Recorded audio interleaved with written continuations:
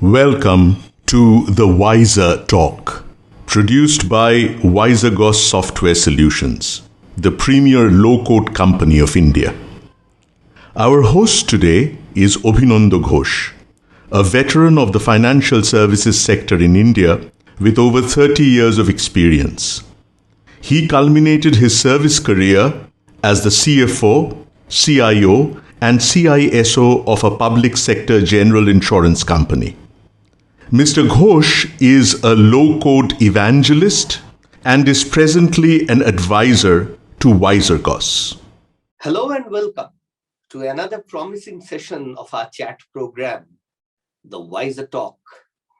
My guest today is a very unique individual engaged in a very aspiring and shall I call it a morally high profession. Mr. Prabhu P, known universally by his first name only, is the Senior Vice President of Business at Samunnati, which is a financial intermediation and services company based out of Chennai.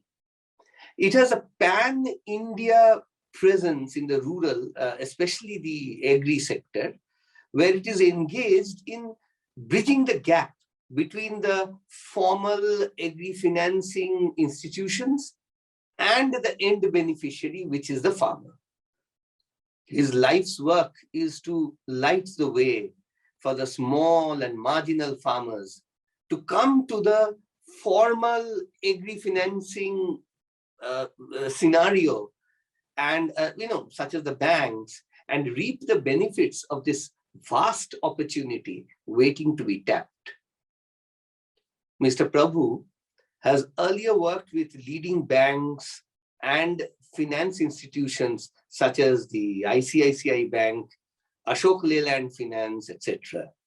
As you can see, his 2.5 decades of hands-on experience in the rural heartland of India makes him a stalwart in the domain of agri-finance, with deep first-hand knowledge of every nitty-gritty and every small detail in this vast sector. We are fortunate to have him with us today to gain insight into the process and procedures of agricultural finance and its evolution over the past many decades. So hi Prabhu, good morning. Good morning, Avinanda. How are you? And I can see that you are in your beautiful t-shirt.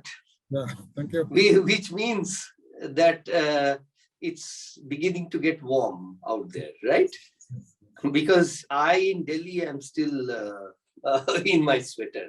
Mm. So Acha Prabhu, actually I wanted a lot to talk to you, primarily because of a subject which to me is very vast. I have been in this subject for 34 years. And I even haven't been able to grasp the whole gamut of it. And I'm sure many of our viewers would also not be familiar with a lot of nitty-gritties of the process and the procedures, right? And this subject is basically agricultural credit, short-term agricultural loans. This is a subject which most of the people know very vaguely, generally about, but let's talk in a little bit of details, right? So, you see, I can begin by saying that the whole concept of bank loaning, of financial institution loaning, which involves thousands and thousands and lakhs of crores every year, we the city slickers, those who mostly work out of the large cities, and the top level of bureaucracy who are also stationed in the cities, sometimes we may tend to have a very glossed over idea of agricultural loans. You generally talk, I have seen in meetings, in groups and all that, the talk invariably gets towards the macroeconomic aspects of loaning, borrowing, talk of huge figures. And when you drill down to the individual level, then also it comes to like big infrastructure loans, or housing loans, or factory loans, or even at a small level, car loans and things. But you know, and I know, and broadly others also know, that a big chunk of the total loan portfolio, loan segment in India it goes to the rural areas. It's meant for the rural areas. There's a social element to it. And then it breaks down to small farmers, rural folk, mostly farmers. We are an agrarian economy, and it breaks down to small chunks. Now, it almost boggles the imagination to think how such a big start can trickle down to a small ticket loaning, and all the procedures, all the nitty-gritties, how they work, like how to give a loan to a very remotely located farmer, and then how to recover from the millions and millions of farmers, how to build a process which is fluent, which is economic, and which is workable. So this is something that I really want to learn from you. I know you are very deeply entrenched in this very process in rural India. So you are the right man to discuss, to bring on the table through discussions, right? And see, there are so many questions which are involved here. First of all, let's start with this, that before an individual loan is sanctioned, it's almost like a government exercise, and there's a huge macro amount which is allocated for loans. How much loans will be given? They are a lot regimented, especially for agricultural credit. How much loan can be given? Is it just a whimsical amount, or are there parameters to quantify the loans to be given at a certain place? And I don't know, probably quantums would vary from place to place, or what. So let's start here at the very beginning. Prabhu, can you enlighten me on this? Yeah. So generally, if you see, the agriculture is a very important segment for our economy. If you see now, yes, 14% of our GDP is from the agri sector. But at the same time, if you see the employment thing, around 55% of the Indian population still they depend on the agriculture and allied activity. So which is a huge number. Huge number, and in that particular sector, around 85% constitute around farm and marginal farmers. Yeah, small and marginal farmers. Small and marginal farmers, where for them, if you see the access to the finance, as you said correctly, access to the finance and the technology and how to plan their crop, how to plan their finance, it's becoming a very challenging thing. So, and the government also, they have understood, they have taken various steps to address this issue. And banks, there is a separate targets for banks and private banks on the priority sector lending. In the priority sector lending, agriculture constitutes a major percentage. They are given a specific target, direct agri, indirect agri, overall PSL. So those numbers has been given to the banks also. Individual banks. Individual banks. So individual bank, whatever the total, if they are giving 100 rupees, in that they have given a target of 40% to be 40 rupees to be given to PSL. In the direct agri to be 8%, 18%, like that they have given a target. So obviously bankers, they have to do funding to the farmers and to the agri and allied activities. So there is no doubt on that.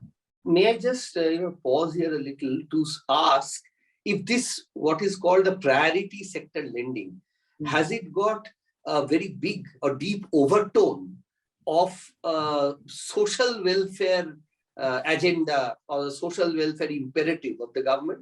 Is it tagged to the social welfare of the poor Indians? Yes, it is. Initially, it was tagged to the social welfare, but now after that also, banks, they are getting revenue from those sectors also. Whatever they loan they are given, because they're all the positive segments where there are good returns for the banks. Apart from they are supporting the farmers and the agriculture sector, they are getting a good. We are getting a good returns also. Okay. And if you see in that specifically, loans to farmers, loans to agriculture, it's constitute in the present overall the loan outstanding. It constitute around 20 to 25%. Initially, it was very low. So now farmers loans. So there is a lot of outreach, increase in the outreach. Yes. For these small ticket loans also. The overall for agriculture loan, if you see now, it's in the rupee value. If you want to see, it's in the range of around 15 lakh crore now. Wow. So much of loans has been given to the benefit of the small and marginal farmers, agri and allied activities. So a lot of activities are happening in that at the policy level and at the larger level. But still, you can ask whether those things has been really reached to the small and marginal farmer. That is a challenging one, where every one of us, all the stakeholders, has to work on that, and we have ensured that those things, whatever the amount we are showing in the paper, the 15 lakh crore, it has to reach to the ground level small and marginal farmer. So and by small and marginal, see, I was also more than 30 years in this field. And by small and marginal, perhaps we take the governmental definition of owning less than 1 hectare of land. Is it that? Yes, less than the 1 hectare is the marginal farmer, less than 2 hectare, it's a small and marginal farmer. And they constitute around 85%. And every decade, if you see, it is getting, because one family own 2 acres or 3 acres. Then after that, their next generation will come. It will get divided. Yeah, fragmentation of the land. Yes. So, that is, so fragmentation of the land is the major challenge. And then once it happens, it will happen in the two sides. One on the individual farmer yield and production level. Second, on the bankers to appraise them and to give the sanction. So those are the big challenges for the bankers also. So the reach to the farmers is the very, very critical thing. Yes. And this brings me to my next point of curiosity, that, okay, you decide like how much loan to give and all that, but to whom? Anybody who comes along being a farmer, will he be eligible? Will he have the right to take a loan? Or is it the discretion of the banker to give a loan to a farmer or not? On paper, each farmer are eligible to get the loan. Okay. Based on the documents available, based on the land holding, and if they approach any banks, whether it is a nationalized banks or private banks or regional cooperative banks, definitely they have to, a particular person has to appraise the farmer, and they have to sanction the loan. But and when you say that based on the land holding, so does it mean that only the land owning farmers will get the loan, or the landless farmers will also get the loan? Government, they have designed this for a tenant farmer also. They are eligible. Okay. So we can say that anyone who is a cultivator can get a loan. Yes, who has taken the tenant, that is a tenant farmer who has taken the lease of that particular land. So they are also eligible, and even self-help group, they can also form a self-help group. Yes, SHG. Yes. They can form a joint liability group. Then also they can get a loan. Now, tell me, like, a particular farmer, he may have, say, 1 acre of land, or somebody may have 10 acres of land. Somebody, or maybe somebody is growing paddy, somebody is growing potato. So how do you quantify, like, how do you say, like, how much I'll give to this guy, how much I'll give to that guy? That has been well designed by the bankers and by the government. It's basically government. You said government. Yeah, government. Yeah, basically go with the scale of finance. They have given a guideline on what basis generally all this loan to small and marginal farmers will be given to the way called KCC. So that has been decided in 1998, and then later on many amendments has come. So Kisan credit card. So each based on the location, based on the crop, based on the yielding potential of the particular district, each district will have a technical committee, and they will decide the scale of finance. And so that is a district-wise. District-wise, yes. Yeah, district-wise, there is a committee, bankers committee. So there it will be decided for particular area, for particular land holding, for particular crop, particular season, how much farmers are eligible for the eligible. Okay. So this leads me to think that would be a pretty elaborate affair. like as you said, for a particular season. That means if there are, let's say, two broad seasons in the country, Kharif and Rabi, then every 6 months, let us say, in every district, and perhaps for every crop, as you were saying, based on crop. So if some figures have to be mandated, or scale of finance, as you said, has to be mandated, then that needs to be a very, very elaborate kind of exercise, right? Correct. If you see, it's a very elaborate exercise, but government and bankers, they have designed a format. They have a regular meeting, and there are proper guidelines on the value to be given to each crop. So that has been well settled now. So how much they have to give, and next year, for example, if they are sanctioned KCC loan, example I am telling you, if they are sanctioned for next year, how much increase can be given, whether 10%, how much increase can be given. And apart from that, bankers also, they can also, over and above the scale of finance also, they can also offer support to the smaller. So they can offer, I mean, they have that level of discretion, or okay.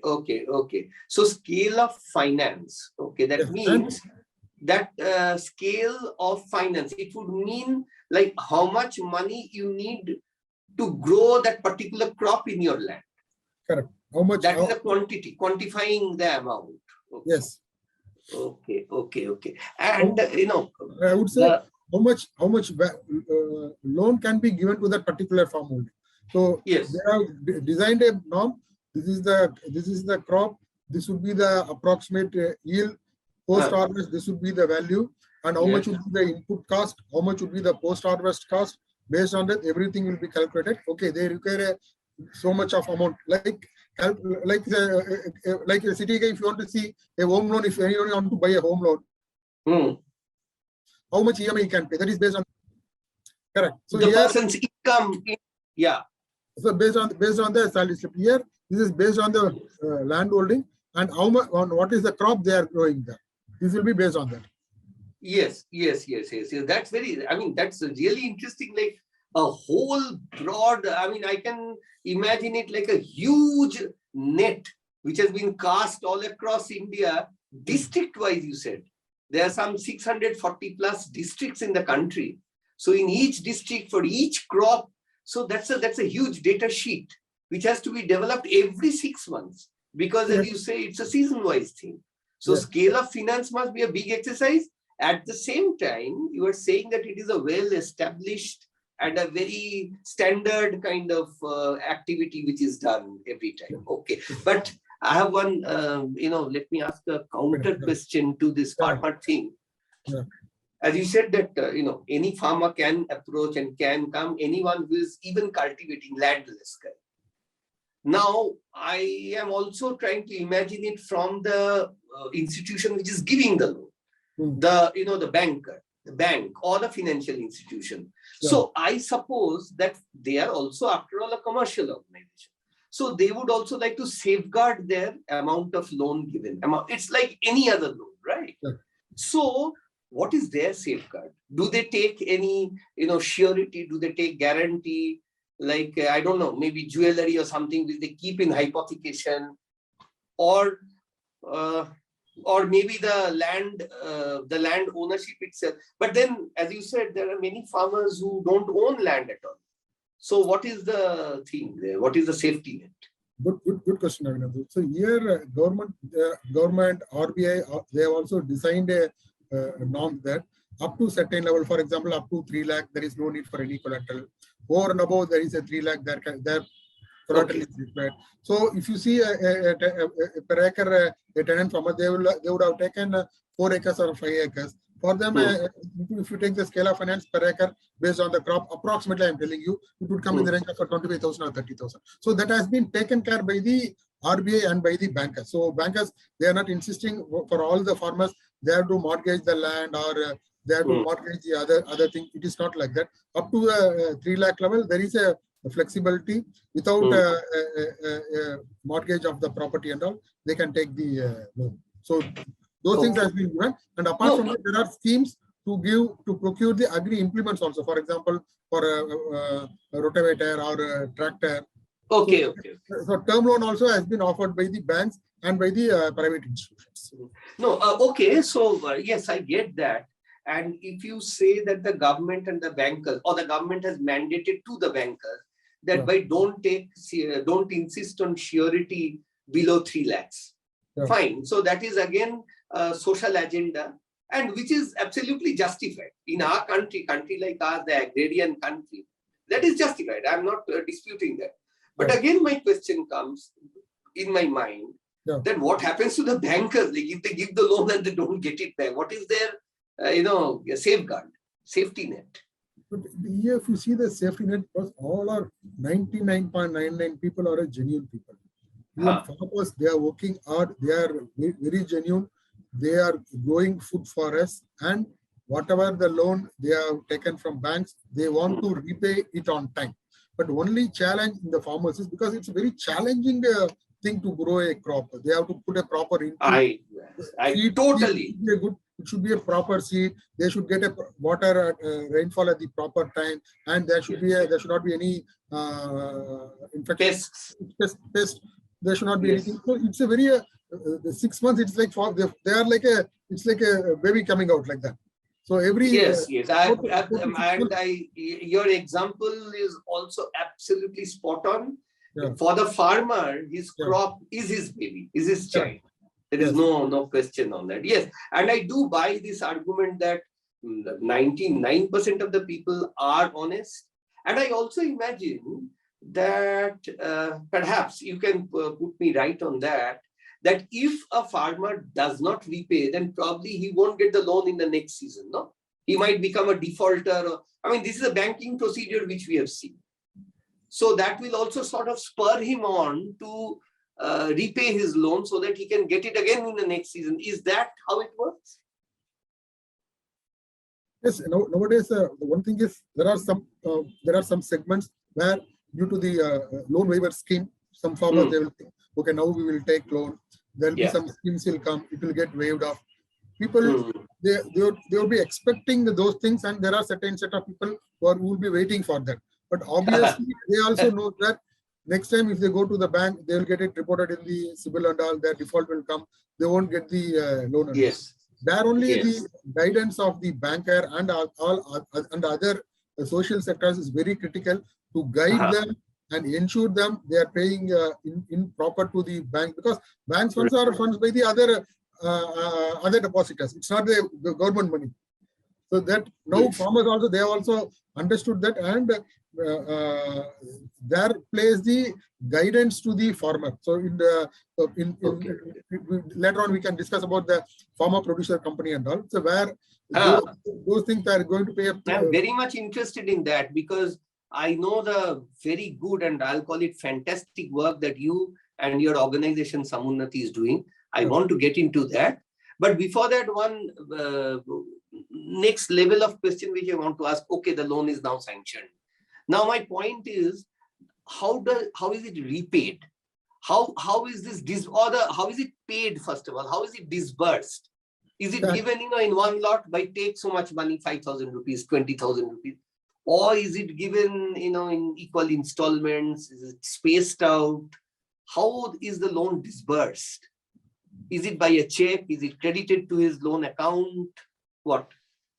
Here, if you see the delivery channels, how the money is going to be disbursed to the disbursed to the farmers, there are various channels are there. In the KCC model, it will be a card. It will be a card like a debit card and included with credit card, where they can go to a ATM and they can withdraw, or they can go to any input dealer. They can swipe that card and they can get the money. They can take the input. Yeah.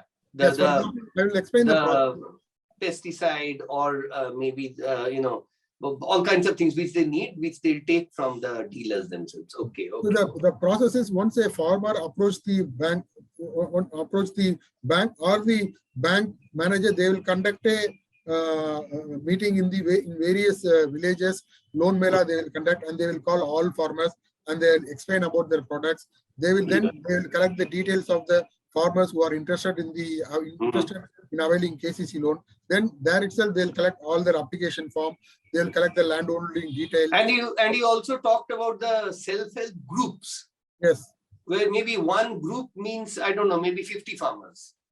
It varies from 10 to 20. So there is JLG group, Okay. even there to have 5, self-help group, they can go up to 15 to 20. Yes. So that way. So that they will also, bankers also, compress. they will take, yes, they will also take the help of this team, and they will source farmers, source farmers, and they will, the process is they will collect the application form, and it will go to their underwriting section. It will be processed based on their declaration, what type of crop they are growing, and what is the location based on the scale of finance. Limit will be sanctioned. For example, of a limit of 2 crore will be sanctioned, means in his name, the loan limit will be created in the bank, and a KCC card will be given to the farmer. Yes. And the repayment will be given based on the crop cycle. There are some certain crops where it's a 1-year crop. There are crop for a 6 months crop. Yes. They have to, whatever they are doing, they have to pay once the 6 months period is over. So whether because I believe, or I feel that in the case of these agri loans, the farmer can pay only when the harvest is done, because that is his asset. Yes. So if it's a 1-year cycle, then he can pay back only after 1 year. You can't expect him to pay in 3 months. Correct. There are crops of the sugarcane is there. It is 8 to 9 months. So obviously they can pay in a year time only. So as you say that from the old traditional ways of giving in cash and then taking back in cash and all that, it appears from all that you have said that this financing, agricultural credit, this whole scenario has evolved a lot. It seems it has become a lot modern. Particularly, you were mentioning about KCC and all that. So it has modernized a lot. It has, and KCC, I will say, is also a technological step forward, because with technology and all that, so these benefits would be available to the farmers, right? Yes. Yeah. Prabhu, let's take a break at this point. Yeah. And on the other side of the break, we'll continue this very interesting discussion. In fact, I'm buzzing with a lot of questions. Good. So I'd like to really ask you many of the questions for the benefit of myself and the viewers.